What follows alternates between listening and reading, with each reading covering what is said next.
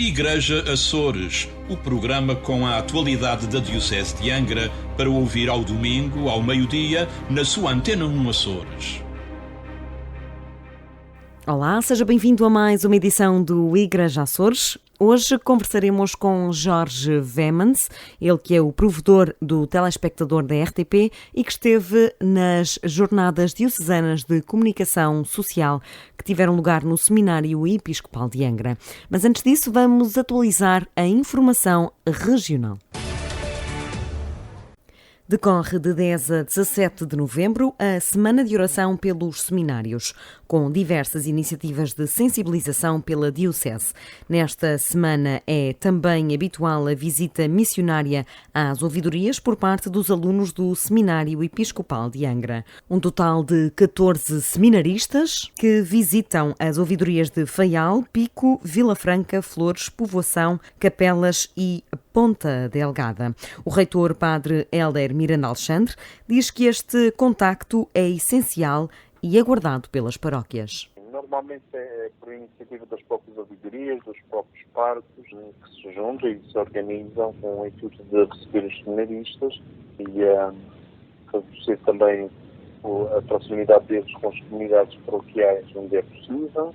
Há ouvidorias que já o fazem habitualmente, todos preferem fazer noutra altura, conforme o timing e as oportunidades, e é nesse sentido que normalmente organizamos essas visitas.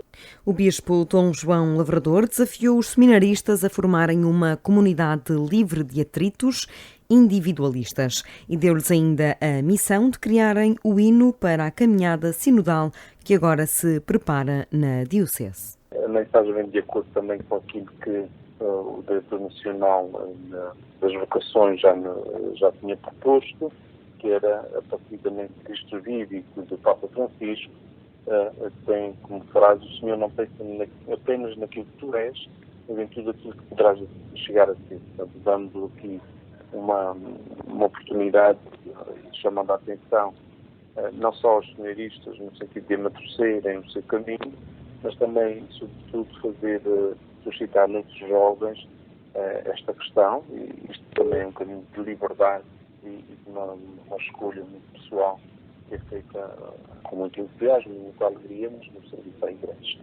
São, portanto, 14 seminaristas que partem em missão pela Diocese na Semana de Oração pelos Seminários. Na mensagem aos seminaristas, Dom João Lavrador reforçou a confiança no papel da instituição e desafia a ser modelo da caminhada sinodal diocesana. Chama-se Comissão Diocesana de Prevenção e Acompanhamento de Casos de Abusos de Menores nos Açores e reuniu pela segunda vez na passada terça-feira formalmente, depois do encontro de apresentação. A comissão é liderada por Lina Mendes e outros 10 elementos de diversas ilhas e de áreas de formação distintas. É maioritariamente composta por leigos. A comissão tem por objetivo a prevenção, sobretudo a prevenção da ocorrência de casos de abusos sexuais a menores por parte de membros do clero e, por outro lado, o apoio às vítimas, o encaminhamento, o acompanhamento, o apoio às vítimas que merecem todo o nosso cuidado e atenção. Desta reunião surgiram as primeiras diretrizes de trabalho. Foi criado o endereço eletrónico para onde devem ser dirigidas as eventuais denúncias. Este endereço será oportunamente disponibilizado na página da Igreja Açores e, para além disso, analisaram-se documentos fornecidos na reunião anterior. Estes documentos eram orientações da Santa Sé, portanto, cartas de Sumo Pontífice Papa Francisco e diretrizes veiculadas pela Assembleia Plenária da Conferência Episcopal Portuguesa. Portanto, foram analisados estes documentos e debatidas algumas questões. Ficou ainda acordado que a Comissão, embora com autonomia própria, irá procurar, sobretudo nesta primeira fase, articular-se com a Comissão do Patriarcado de Lisboa, no sentido de ter garantida uma melhor eficiência à sua ação, que por um lado é a prevenção e por outro o acompanhamento e o apoio às vítimas. Ficou ainda acordado que na próxima reunião serão agilizados procedimentos internos para que cada elemento da Comissão saiba atuar em caso de surgimento de denúncia. Para além da coordenadora Lina Mendes, a Comissão Diocesana de Prevenção e Acompanhamento de Casos de Abusos de Menores nos Açores é composta por Lúcia Espínola, Francisco Simões, Luís Mendes Cabral, Francisco Lima, Maria do Céu Patrão Neves, Maria Mota Amaral, António Rocha, Maria de Fátima Pinto e Helena Sequeira. A comissão é assistida pelo padre José Júlio Rocha. A Diocese de Angra assinala os seus 485 anos este domingo com um concerto na Sé Catedral.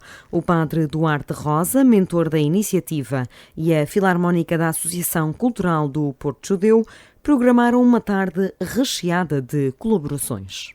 A Filarmónica vai acompanhar a Aula Nova, soprano, e o Fábio Silveira, barítono, que vão cantar peças sacras, desde o Ave Verum de Mozart, de Holy City, o Padre Evangélicos, etc. Um concerto com vários momentos bem especiais. A particularidade é que o concerto tem duas peças que são estreia. A primeira é o hino da Diocese. O hino da Diocese, que foi aprovado pelo Sr. António, é uma composição do século XIX. Um hino que foi feito por Pedro Machado Alcântara.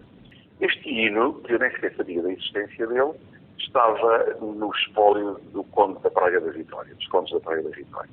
Entretanto, só havia a parte de piano e eu dei ao Antero Ávila. O Antero Ávila fez a instrumentação com a Filarmónica e o Sr. António aprovou como hino da Diocese e, entretanto, sei que já foi tocado, penso que no Pico, mas aqui na Terceira é a primeira vez que vai ser tocado em época moderna, obviamente. Uma pauta que deverá ter em breve letra para que seja cantado como hino diocesano. O concerto vai terminar com outra estreia. É um Te-Deum do Francisco Rocha, do nosso organista titular e diretor da Filarmónica da Associação Cultural Porto Judeu. É um Te-Deum para banda, para solista, soprano e barítono, e o refrão é feito pela Assembleia. Neste caso, enviámos a partitura aos párocos. Até este momento tenho a certeza de participar o coro da Sé, o coro do Porto Judeu, o coro litúrgico, o coro da Esteira, o coro da Serrita. O refrão do Te-Deum será interpretado pelos coros litúrgicos presentes, por toda a Assembleia. Vamos, todo o público, vamos distribuir a letra e vamos fazer um pequeno ensaio do refrão, que é uma coisa de meio minuto, antes de começar o concerto. Neste domingo, a Sé Catedral vai encerrar também a exposição inaugurada no âmbito do Dia dos Bens Culturais da Igreja sobre documentos musicais únicos e exclusivos. O concerto comemorativo dos 485 anos da Diocese de Angra decorre este domingo pelas 15 horas na Sé Catedral e tem entrada livre. A proposta era acolher as crianças na celebração do Pão por Deus e que viessem trajadas dos seus santos favoritos. Uma iniciativa que começou há 17 anos em Paris e adotada agora pela paróquia de Santa Cruz de Lagoa. Chama-se Holy Winds e teve uma adesão surpreendente.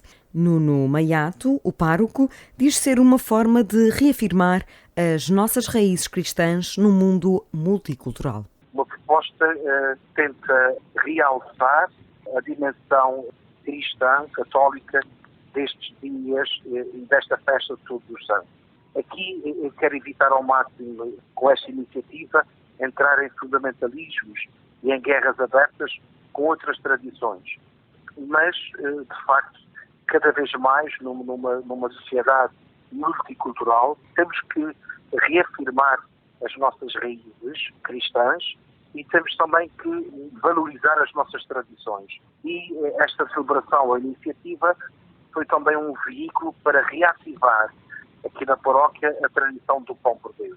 O resultado foi uma celebração com mais de 250 crianças, sendo que a maioria trajou-se de diversos santos. São Francisco e Santa Jacinta Marques, Madre Teresa de Calcutá, São Francisco de Assis, São José, Santo António, a Rainha Santa Isabel, Santa Cecília, Santo Antão, alguns anjos da guarda, algumas invocações da Nossa Senhora. Portanto, por acaso houve uma diversidade. Aqueles que estiveram representados em Ormuz foram de facto os pastorinhos de Fátima, não só pela proximidade e pela devoção que temos, mas também por ser aqueles que era mais fácil de trajar. Para além desta proposta, a paróquia entregou ainda na última sessão de catequese um saco de papel para que as crianças colorissem livremente e, no final da celebração eucarística, recebessem o pão por Deus pela alma dos seus defuntos. Aproveitamos a sua passagem pelos Açores e raptámo-lo para uma entrevista aqui no Igreja Açores. Chama-se Jorge Vemans, é jornalista de formação e de profissão e é atualmente provedor do telespectador da RTP. Foi diretor da RTP2, diretor do Serviço de Comunicação da Fundação Calouste Gulbenkian, diretor de comunicação da Lusa, provedor do Leitor do Público, diretor adjunto do Público, subdiretor do Expresso, professor universitário, entre imensas outras coisas. Foi um dos oradores das Jornadas Diocesanas de Comunicação Social e trouxe uma conferência dividida mais ou menos em 7 tópicos. Eu não lhe vou pedir que os enuncie a todos, mas em que é que assentou esta sua conferência em Angra do Heroísmo? Olá, boa tarde. Eu vim fundamentalmente falar sobre a relação entre aquilo que me parece que deve ser a relação entre os católicos, as comunidades católicas e as redes sociais. Nós, dentro da Igreja, temos um discurso, uma prática de chamar a atenção das pessoas para os perigos das redes sociais, o que é importante, porque de facto as redes sociais contêm alguns riscos e alguns perigos. Contudo, não foi aí que eu assentei a minha reflexão. Aquilo que foi a minha comunicação foi, ao contrário, tentando mostrar a importância da Igreja, das comunidades e dos católicos estarem presentes nas redes sociais, dizerem da sua esperança e da sua fé através das redes sociais, porque é aí que estão as pessoas hoje em dia e, portanto, a Igreja não vive para si, a Igreja vive para servir o homem e a mulher contemporâneos, aqueles que vivem connosco. Se eles se encontram nas redes sociais, é aí que a Igreja tem que os procurar. Foi mais ou menos isto. Dizia que as pessoas querem mais sentimento e menos conhecimento. Temos aqui um território que pode complexo. Empolar as fake news. É neste terreno que as fake news se movimentam. A sede pelo sentimento e menos pelo conhecimento. Pois, de alguma forma, aquilo que estamos observando nas tendências mais presentes na nossa sociedade obrigam-nos a ver que, depois de as pessoas se terem afastado um pouco do púlpito, do ensinamento da Igreja, começaram também nos últimos anos a afastar-se um pouco daquilo que pode ser o conhecimento, que nós diríamos a cadra, ou seja, a ciência, e hoje em dia deixam-se mover mais por aquilo que apela ao sentimento, aquilo que apela à emoção, mais do que à razão. Portanto, nós estamos num momento bastante crítico da nossa vida democrática, da nossa vida em conjunto, em que com facilidade algumas centrais de informação conseguem levar as pessoas a achar que a realidade é diferente daquilo que é. E isto não através de dados, não através de debates racionais, mas muito mais através de testemunhos pessoais, mais ou menos criados, mais ou menos inventados. E, portanto, nós temos que estar atentos. É que esse é, de facto, um dos perigos das redes sociais, que esse movimento se faz muito através das redes sociais. Mas, conhecendo os perigos, conhecendo os problemas, não quer dizer que os católicos utilizem exatamente esses mecanismos, mas isto abre também campo a uma presença que é muito desafiadora dos próprios católicos. Ou seja, nós hoje estamos através das redes sociais, as pessoas não esperam da Igreja que lhes seja dada doutrina. Não é isso que as pessoas andam à procura, não é disso que têm sede. O que têm sede é de se confrontarem, conhecerem, cruzarem com gente que fala do seu percurso de fé, do seu percurso pessoal de encontro com Jesus Cristo. E isto é um enorme desafio, sobretudo para uma igreja como a Igreja Católica, que tem uma tradição, a católica portuguesa, perdão, que tem uma tradição de grande, como é que eu direi sem ofender ninguém? Formalidade? Não, de grande infantilização dos católicos e das católicas deste país, em que basicamente é a hierarquia que fala em nome da Igreja Católica. Ora, as redes sociais exigem que todos nós, católicos, tomemos a palavra, não para ensinar, não para demonstrar superioridade, mas para partilhar o nosso caminho com os homens e as mulheres que hoje convivem connosco neste tempo. E isso eu creio que não estamos preparados. Não é coisa que seja fácil, mas é o que temos que fazer. O facto de nas redes sociais não existirem púlpitos e o facto de sermos todos iguais naquele mundo, no mundo virtual, traz mais vantagens ou mais desafios à Igreja? Eu gosto que seja assim, desse ponto de vista. Acho que hoje em dia, vamos pôr assim, de maneira simples, o facto de toda a gente ter direito à palavra é de certeza melhor do que uma situação anterior em que só alguns monopolizavam a palavra. Mais uma vez, contém riscos, sem dúvida nenhuma, mas é melhor que as pessoas tenham possibilidade de comunicar do que sejam apenas receptoras de uma palavra que lhes é dirigida.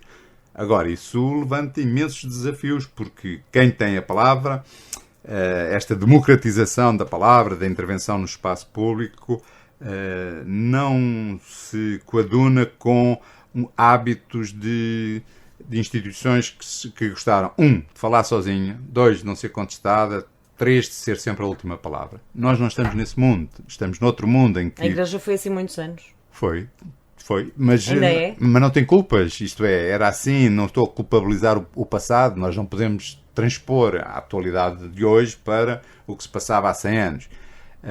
Fazes uma pergunta importante, que é, e ainda é demasiado assim. E acho que é esse o grande desafio, é que temos que ir mudando, isto não pode ser uma mudança instantânea, mas temos que perceber que o tempo que hoje vivemos nos interpela no sentido de também na Igreja termos uma multiplicidade de vozes. Aquilo que é importante para mim no meu percurso de fé não é exatamente o mesmo do que para outro ou para outra, e nós temos que viver pensando que quer o meu testemunho, quer o testemunho de outro e o testemunho da outra, são igualmente, embora diferentes, são igualmente importantes. Nós temos que ter uma assembleia, uma comunidade que fala com muitas vozes, e com vozes que não são necessariamente, não dizem o mesmo, porque senão seria uma tristeza e uma pobreza.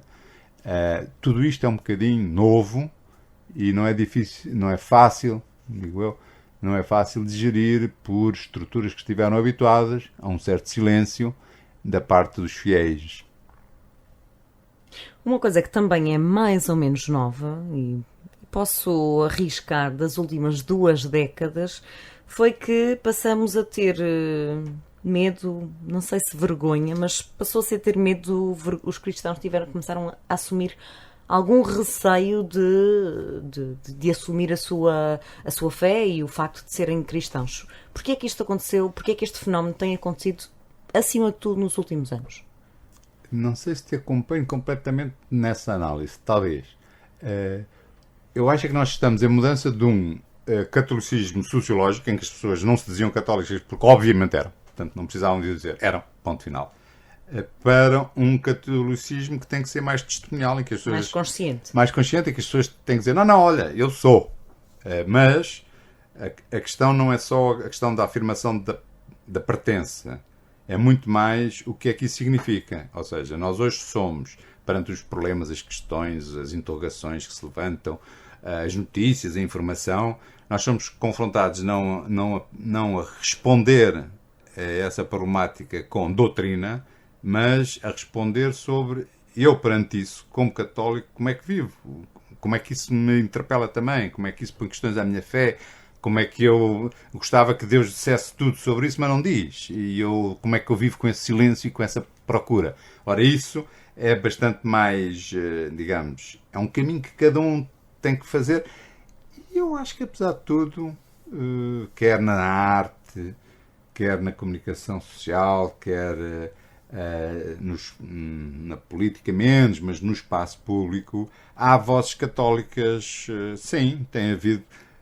Não vejo que haja a maior dificuldade, até porque me parece que existe uma maior propensão, genericamente, na comunicação social, nomeadamente, para perceber que a voz dos católicos é importante. Ou seja, nós temos tido papas que são figuras do mundo do espaço público, não é? Que até invadem o espaço público quase, são presenças mais importantes e mais mediáticas do que muitos, enfim, do que muitos outros. E, portanto, há uma certa curiosidade e uma certa percepção de que a voz dos católicos pode conter algo de novo. Portanto, eu até acho que, por exemplo, com o Papa Francisco, acho que há muito mais curiosidade sobre o que é que os católicos pensam do ambiente, o que é que pensam das questões de economia. Não sei, eu acho que há talvez um terreno favorável e uma procura. Eu acho que há mais interrogação sobre. Então, e tu que és católico, o que é que tu pensas disto? E ouve lá, tu estás de acordo com o Papa Francisco? Acho que anda no ar alguma coisa que nos permite, ou nos interroga mais, a sociedade está mais desperta, acho eu. E a dicotomia jornalista católico há 20 anos e jornalista católico atualmente? Aí nós temos um pouco mais de dificuldade, digamos. Se a relação da Igreja com estes novos mídia, com estes novos, enfim, com as redes sociais, é ainda bastante complexa, com os mídia tradicionais também não foi menos. E, portanto, suponho que nós estamos, enfim, num momento em que os órgãos de comunicação tradicionais estão a perder grande impacto na nossa sociedade. Portanto, tudo quanto é rádio católica, imprensa católica, tem muito menos impacto do que tinha há uns anos. Portanto, o jornalista católico tem que ser fundamentalmente um bom jornalista, ciente das suas responsabilidades e ciente do seu código deontológico e eticamente responsável. Outra coisa é a opinião católica, que nos meios de comunicação, de facto, está muito reservada ainda a alguns membros da hierarquia, ou seja, ainda há o tique por parte dos mídia laicos, de quando precisam de uma opinião católica vão sempre ter um padre, não é? O que me parece um tique, porque hoje em dia é completamente desajustado da realidade, porque há leigos e leigas que sabem muito mais de determinados assuntos, mesmo do ponto de vista teológico, e, portanto, muito mais capazes de transmitir uma opinião católica sobre factos e acontecimentos e pessoas do que propriamente padres, não é? Estamos no ponto da história em que a maior luta é pela credibilidade. A Igreja Católica tem saído a perder nesta luta incessante pela credibilidade? Não tenho dúvidas, acho que sim. Acho que há há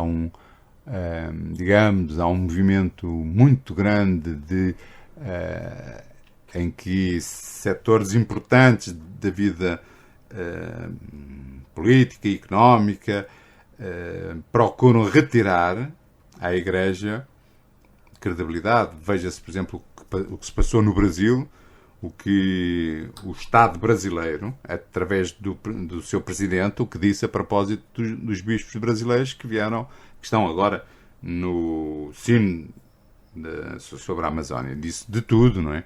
E, portanto, para quê?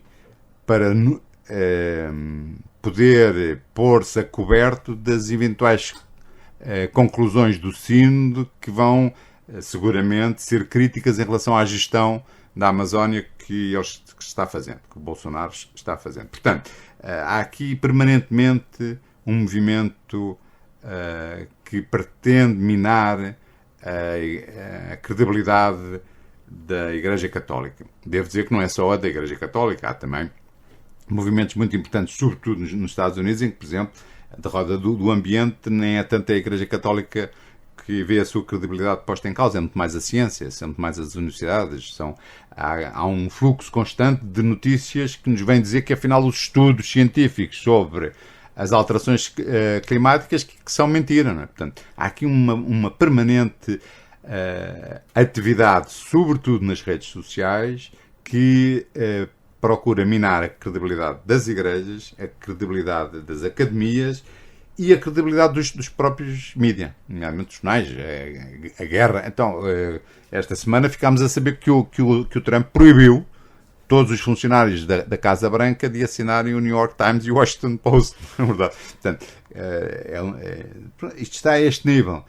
O que é que nós podemos retirar daqui? A atenção a que nas redes sociais não nos deixemos levar por essa luta sem quartel pela não credibilização e, portanto, de algum modo, nós todos às vezes somos coniventes, passando uns aos outros pseudo-informação, pseudo-notícias que vão nesse sentido. Devemos estar conscientes disso e, por outro lado, devemos, de algum modo, fazer circular, ao contrário, as notícias que revelam a credibilidade que a ciência deve ter, ou seja, a razão é muito importante para enfrentarmos o futuro, mas outras instituições como alguns mídia honestos e a credibilidade da própria Igreja.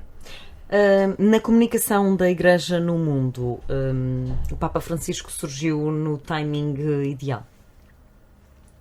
É um comunicador nato? Sim, sem dúvida. Surgiu no tempo certo? Eu, por mim, se tivesse aparecido antes, melhor. Mas, enfim, o Espírito Santo fala quando pode, quando nós lhe deixamos expressar-se. Eu acho que estamos numa conjuntura eclesial muitíssimo interessante. Nós vivemos algo que, enfim, as pessoas mais velhas, como eu, pensavam que depois do Vaticano II, enfim, que o Vaticano II ficaria para a história como aquela mudança, aquele ar que entrou na Igreja, como nunca mais teríamos. Creio que não, creio que nos enganámos, felizmente. As coisas acontecem de forma muito diversa, mas voltam a acontecer e eu acho que estamos a viver um momento eclesialmente tão importante quanto o Vaticano II. É verdade que a Igreja tem perante si, diante do caminho que há de fazer, questões muito complexas para resolver, questões que têm a ver não com a teologia, mas que têm muito a ver com a eclesiologia, ou seja, com o modo como nós entendemos a organização da comunidade, como nós entendemos aquilo que é o nosso modo de ser, a própria maneira como olhamos para a Igreja. Creio que a função todas as questões de roda do sacramento da ordem que estão postas, enfim, temos que refletir sobre o que queremos no futuro. Mas eu acho que é uma enorme esperança e que estamos a ver um momento muitíssimo interessante que pode, de facto, abrir portas para uma aproximação muito grande da Igreja Católica às pessoas e às suas interrogações e àquilo que de melhor têm, para que as pessoas possam, de facto, perceber que Jesus é nisso que deu, nesse lado melhor delas próprias que Jesus está. E que não é a Igreja que leva Jesus a elas já o têm consigo, não é? E depois a gente precisa de voltar a contar as histórias que transmitem aquilo que é a misericórdia.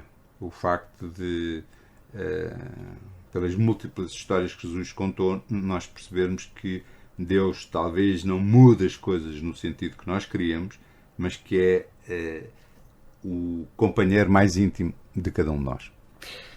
Na sua exposição no Seminário Episcopal de Angra, falava, e voltando ao tema das redes sociais, falava em construir memória nas redes sociais. Como é que isto se faz?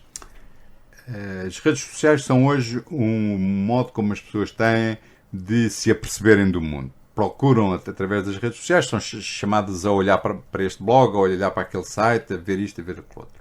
A Igreja tem imenso património que hoje em dia é, entre aspas, apresentado ou, entre aspas, vendido por operadores turísticos, por todo um conjunto de organizações que agarram nessa memória e que a colocam no espaço público. Não tem, tem uma visão comercial. Não tem nada contra isso, mas tem uma visão comercial.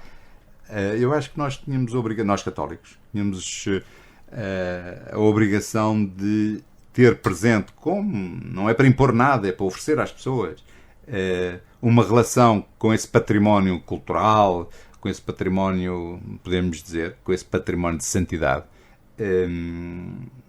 Termos sobre elas uma presença na net, nas redes sociais, que fosse mais interessante, que, por um lado, fosse mais explicativa e, por outro lado, fosse, de alguma forma, fosse capaz de atualizar o que ali está, o que é possível ver, a memória que ali está, para os tempos de hoje. É um desafio interessante. Em França isso já se faz muito, ou seja, os lugares mais simbólicos e mais interessantes do catolicismo francês têm habitualmente não só uma explicação histórica e artística, mas depois tem também algum modo de entender aquelas expressões artísticas, nomeadamente, na sua possibilidade de relação com o tempo de hoje.